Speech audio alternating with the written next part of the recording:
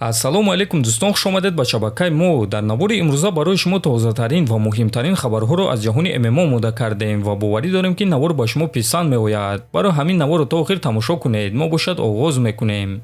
дӯстон, имконияти беҳтарин барои ба амрико рафтан. Агар шумо орзуи амрико рафта кору фаъолият кардан дошта бошед, пас аз ҳама роҳи беҳтарин ба он ҷо рафтан ин иштирок дар лотареяи грин карт аст. барои бехато пур кардани анкета ва шанси худро зиёдтар кардан ба шумо мутахассис даркор аст ва мо ба шумо дӯстони наздики худро аз ширкати грин карт эксперт тавсия медиҳем. ин бародарони мо ба ҳамаи саволҳои шумо ҷавоб дода шуморо то ба амрико рафтан дастгирӣ мекунанд.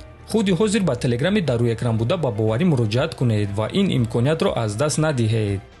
менеҷери машҳур Али Абдулазиз оиди нақшаҳои муштариаш Умар Нурмагомедов фикрашро баён кард.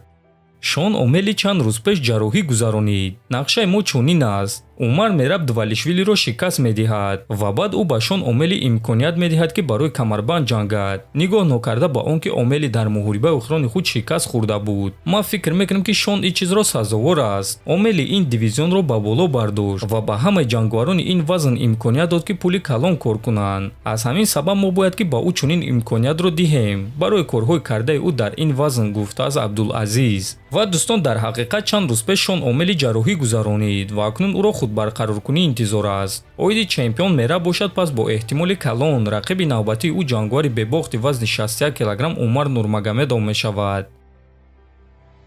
тобови ҷангавари вазни сабук UFC Дастин Порие ба UFC гузаронидани гран-при барои камарбанди BMF дар вазни сабук пешниҳод кард. биёед суханҳои ӯро гӯш мекунем.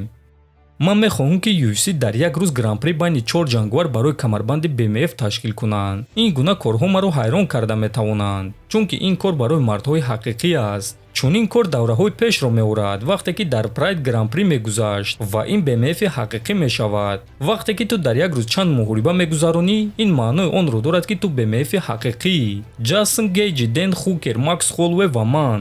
ин муҳорибаҳои хунин мешавад. ин корро ташкил кунед. агар ки UFC чунин турнир ташкил кунанд, ин беҳтарин лаҳза барои ба анҷом расонидани карьераи ман мешуд, гуфтааст Порие. ва дӯстон, чӣ гуна ки фаҳмидед, Порие мехоҳад ки ба монанди давраҳои пеш онҳо 4 нафар дар як рӯз муҳориба гузаронанд, яъне 2 муҳориба дар як рӯз ва касе ки ғолиб шавад соҳиби камарбанди BMF мешавад. пеш чунин гран-при дар ташкилоти Pride мегузашт ки ҷангавар дар як рӯз 2 ё 3 муҳориба мегузаронид ва чӣ гуна ки мебинем Порие мехоҳад ки UFC ин корро ташкил кунанд ва бояд гуфт ки ин идея ба Дана Вайт писанд омад ва ӯ чунин суханҳо гуфт.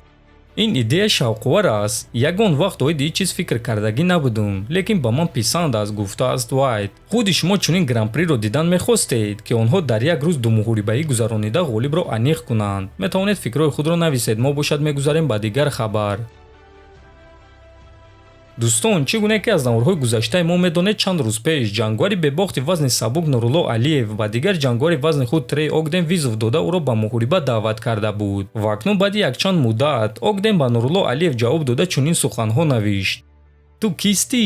ман маҷбур шудам ки оиди ту маълумот кобум. ту дар UFC як муҳориба 2 сол пеш гузаронида будӣ, амма бошам дар 9 моҳи охир 3 ғалабаи пайдарҳам ба даст овардум. ту бояд ки каме ба боло бароӣ пеш аз оне ки номи маро мегирӣ. ман дар қатори худбудагиҳо ҷангидан мехоҳам, на ба поёнбудагиҳо, навиштааст Огден. хотиррасон мекунем ки Трей Огден дар муҳорибаи охирони худ варзигари тоҷик Лоиқ Раҷабовро шикаст дода буд. дӯстон, шумо оиди ин суханҳои Трей Огден чӣ фикр доред? оё ӯ рост мегӯяд ё ин ки ӯ бояд визови Нурулло Алиевро қабул кунад? метавонед фикрҳои худро нависед. ҳатман дар YouTube канали мо обуна шавед. то боздид, хонободу сарбаланд бошед.